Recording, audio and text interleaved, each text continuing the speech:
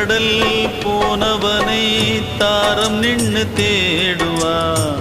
தோணி வந்து சேரும் வரை ஆடியே அல்லாடுவா. பெத்தெடுத்த பிள்ளையுடன் தத்தளிச்சு வாடுவா. நெத்தி பொட்டை காக்க சொல்லி சாமிகளை வேண்டுவா.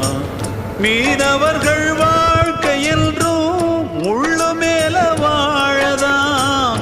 தூர காத்து ஆட்டி வைக்கும் சின்ன தென்னம்பாளைதான். மானே